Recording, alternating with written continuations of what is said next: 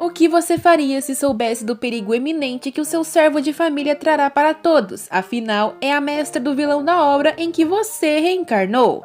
A Valeta descobriu que aprendeu alquimia errado a sua vida toda e tenta falar pro Duque que consegue cumprir com o combinado mesmo assim. Porém, ele a cala com um sinal de mão. O custo dessa falta de desempenho afeta tudo seriamente. Na corte, aqueles que tinham conhecimento dessa situação precária devem ter ficado gananciosos. O Duque Kellon diz que ela não precisa mais fazer poção alguma, e aquilo deixa a Val ansiosa. Ela tem que aprender tudo direto do básico.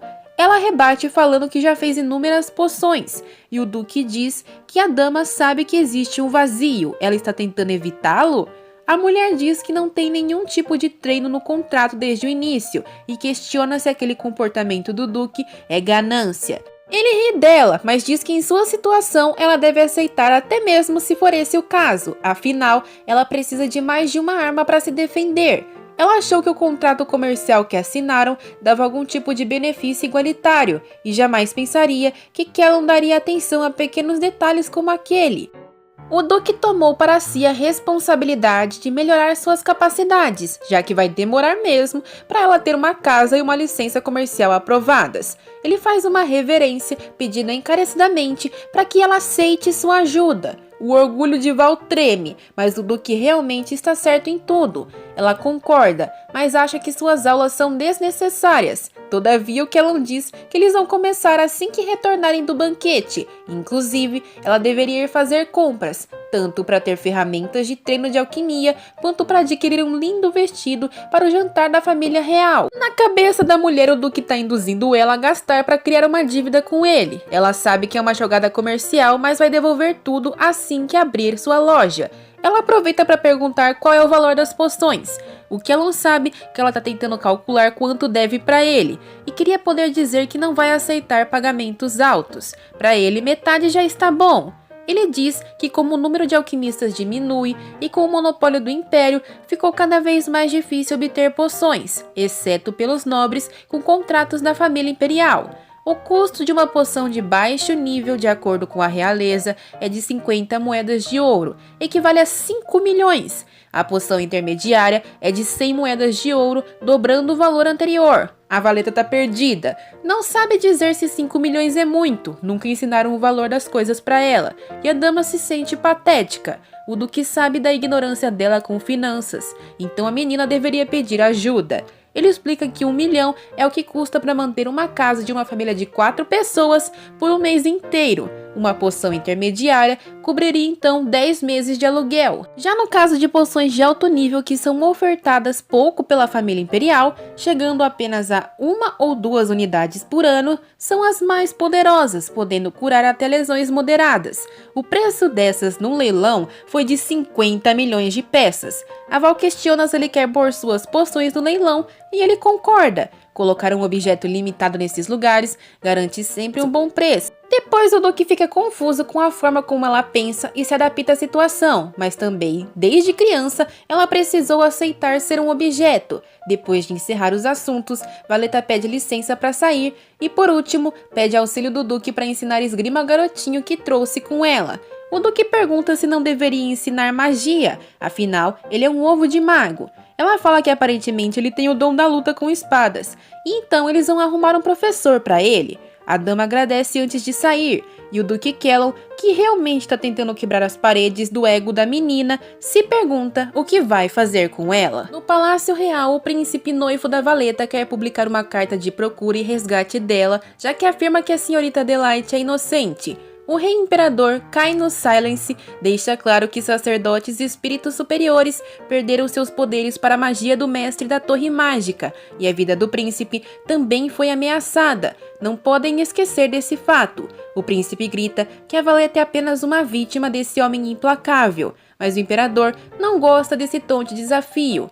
As palavras do filho influenciam na vida de muitas pessoas, e ele não pode ter a mente fechada.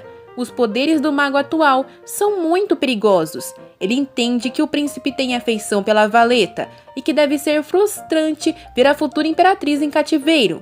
O mais breve possível vão trazê-la para o Palácio Imperial, onde será protegida. O príncipe diz que não é só por isso que está desesperado, e sim porque a dama deve estar passando dificuldades onde quer que esteja. Porém, o seu pai o manda se calar, falando que Valeta foi domada por seu pai desde muito cedo de uma forma especial. Não importa o quanto ele tente se aproximar do coração dela, essa criança não vai notar nada. O príncipe ainda não entendeu, e o Kylos explica que com boas intenções ou favores com carinho, ele nunca vai conseguir tocar nela, porque o Conde Delight a educou dessa forma. Ela nasceu e teve as emoções retiradas de geração em geração. Ela escolheu a razão ao invés da emoção para sempre tomar uma decisão tranquila, e o mestre da torre já nasceu assim por natureza. Os dois são parecidos.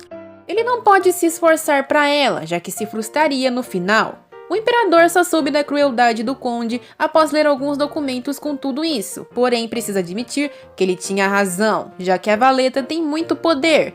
Ela supera Gillian, o maior alquimista da família imperial, que com seu árduo esforço consegue fazer só 3 poções de alto nível por ano, mas ela consegue fazer 2 por dia. Ninguém deixaria um ser que faz ouro como água escapar. Um mago deve querer isso também. Se muita gente souber dessa habilidade, Valeta será cobiçada. Só a família real pode proteger ela. Se a deixarem fugir, será estourada pelo resto da vida, caindo em mãos erradas. Então, para o bem de todos, deve ficar ali como imperatriz, sendo explorada também, né? O príncipe sai dali parecendo ter entendido o motivo de tudo.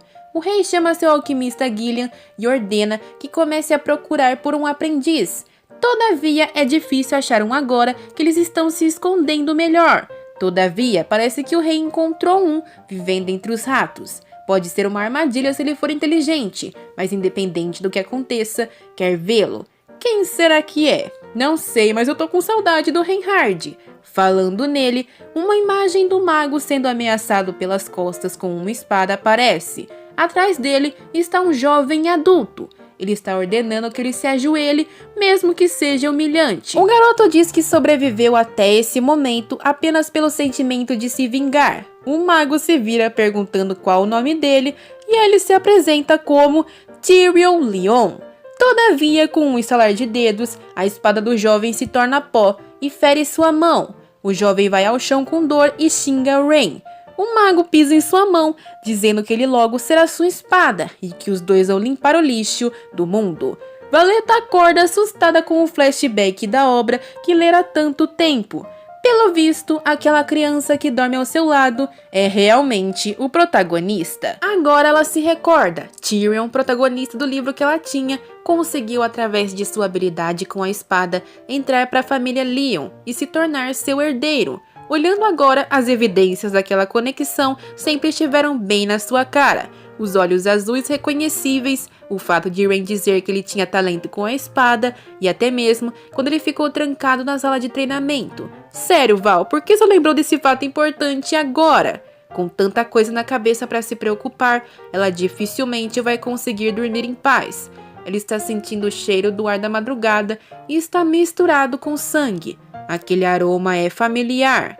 Val olha para Reinhard, perguntando se ele nunca dorme. Venham, fãs, observem esse belo quadro do nosso herói. Ele está pingando sangue mesmo e dá bom dia para sua mestra, mesmo ainda não tendo sol. Ele pede um abraço que é negado instantaneamente. Se ele quer ter contato físico, devia ter se limpado para começo de conversa. Com um estalar de dedos, uma névoa roxa envolve a roupa do mago e o sangue simplesmente evapora. Isso é melhor que máquina de lavar, né? Sem perder tempo, Reinhard puxa sua mestra e fica até coradinho enquanto a abraça calmamente.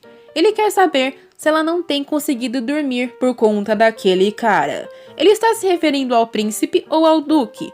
Não sabemos, mas ele pensa que deveria ter dado fim nele quando teve chance. Deve ser o Silence.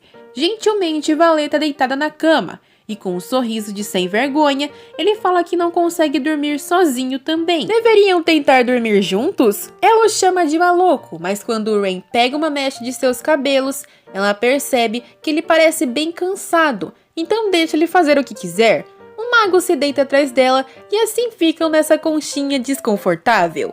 No dia seguinte, Valeta acorda com algo caindo no chão e se pergunta que barulheira é aquela. As criadas derrubaram a água do seu banho, e ao lado delas está o Duque. Por que tem tanta gente na porta do quarto dela logo de manhã? E por que estão com aquelas caras? O que estão olhando? Tadá! Um maguinho procurado está dormindo ali. A Valeta não entende porque ele tá ali ainda e tenta se explicar dizendo que não é o que parece. Porém, nesse momento, o dito cujo acorda e abraça ela pelas costas, bem gentilmente a chamando de mestra. A cara da plateia é o melhor.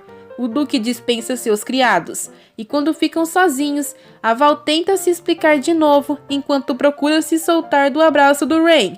O vilão fica com um olhar sinistro, perguntando se não compreendem a etiqueta básica de não acordar uma mestra quando ela está dormindo. A Val diz que não é dona daquele lugar, e o Rain diz que fará com que ela seja, enquanto caminha na direção do Callum. Ele só precisa dar um fim no Duque. E de fato, ele o ataca com magia. Tudo se agita no interior do quarto. Mas adivinha, o nosso quarentão debocha da cara do Rain, falando que é mais arrogante e inútil do que ele pensava. O Rain teve sua mão congelada antes que pudesse fazer mais estrago. E depois de xingar o Duque, o mestre da torre precisa admitir que ele é um cara interessante. Na mão do Callum, uma áurea azul como gelo está emanando. Pelo visto, um alquimista pode sim bater de frente com um mago. O Reinhard não sabia que ele era um alquimista de alto calão. Ele estrala um dedo e o gelo ao redor da mão dele se quebra, enquanto o mago admite que não é tão bom como sua mestra.